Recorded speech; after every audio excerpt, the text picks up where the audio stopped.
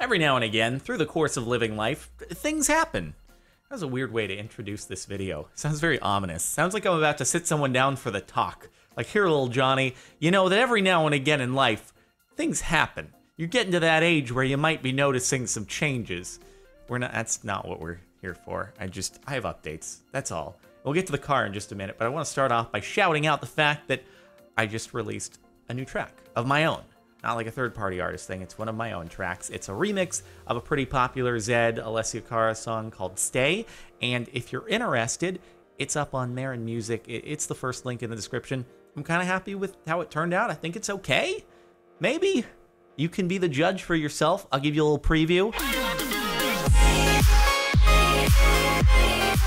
There's your preview, and you can listen to the rest via the link below.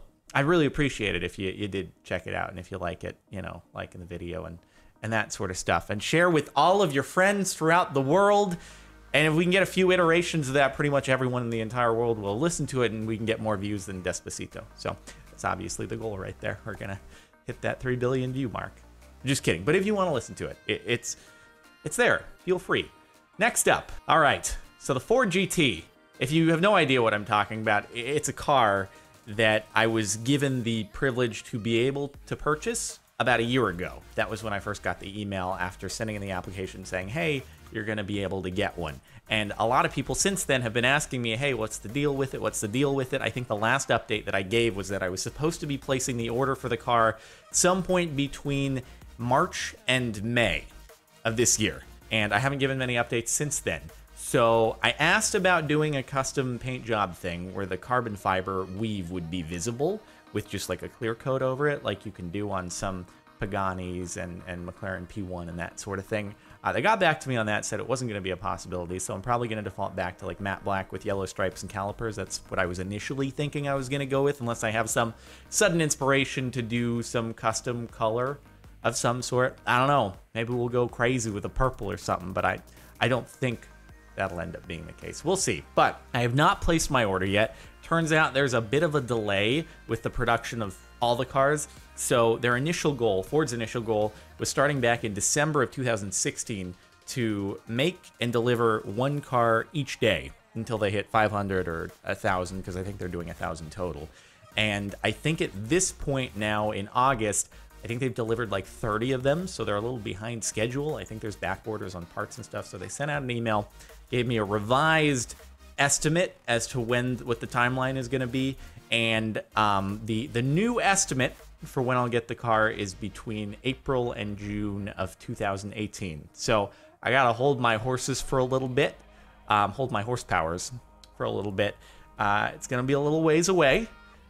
But it's just, I guess it'll make the actual receiving of the car even sweeter after waiting for that much longer. But it's tough. It's tough holding my horsepowers for that long. What can I say? But it gives me some more time to decide if I want to go with matte black or if I should go for another off-palette color, because the translucent carbon is not going to be a possibility. It'll look so sweet, but I guess, yeah, they probably didn't like prep the whole manufacturing process to include that being a possibility. So it makes sense. It was a bit of a long shot, and I figured as well, if they told me I was going to be able to do it, then as soon as I did it, everyone in the future was going to be like, yep, I want that. Give me that. And then every future Ford GT would be the same. And I'd be like, I'm not unique anymore. All right. Oh, well. So, you know, there's positives and negatives to it. It would have looked pretty cool, though. So, anywho, I have to just decide what I want to settle on before it looks like the order window now is going to be in September. So next month, according to the revised schedule. We'll see if it sticks to that. But that's assuming no further delays. Fingers crossed. Hopefully it stays on that new schedule, but we'll see. That's what's up with the car. People have been asking, and I haven't given any updates for a while just because I guess I didn't have a good time to mention it. But here it is. Now you know. Still waiting here. Very hungry for both food right now and the car. Next up, got another cool thing here, which is, wanted to mention this this Scholastic gaming book is pretty cool.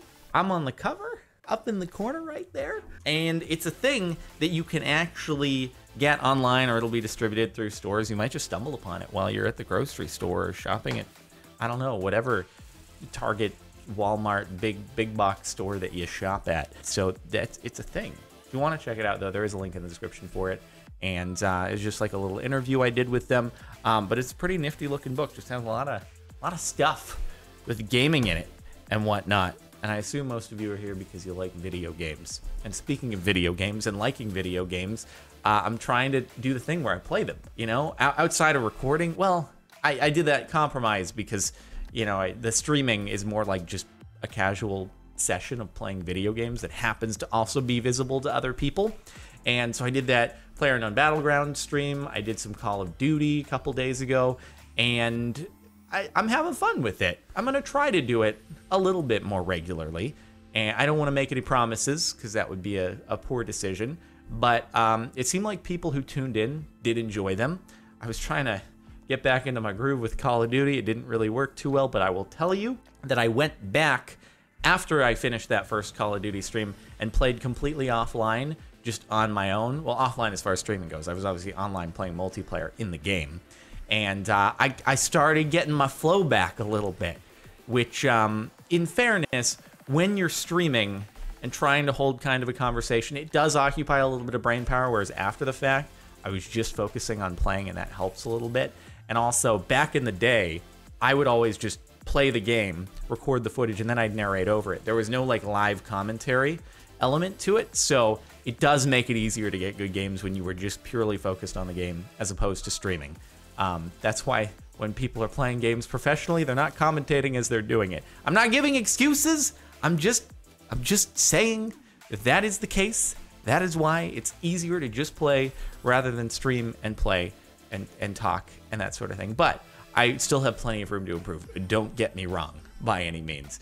But yeah, I'm figuring it out a little bit. Hopefully I'll get back into the groove. Battlegrounds, I just have to learn because it's not a game that I'm an expert at or have been an expert at by any means, unless you count Minecraft Hunger Games as transferring over skill-wise into that. Who knows? Maybe it is. Maybe it is. Maybe that's why I won my first ever game. And I'm never going to stop mentioning that ever because more rare than getting struck by lightning, according to PC Gamer. I don't know if it's actually true or not, but PC Gamer said it, so it must be. Anyway, but yeah, stick around for that. Some of those live streams I'll leave to be VODs here on this channel. After the stream is done, they'll just automatically convert into a video. But sometimes if I don't think that the stream, like if it had technical difficulties in the stream, like there were a little bit in that Call of Duty stream, or if I didn't play very well at all, it's a little combination of both, then I'll just not let the VOD here, or the stream here go into a VOD, but then I upload it to, I actually have CaptainSparklez 2 as my channel that I made a couple of years ago for uploading Twitch VODs to.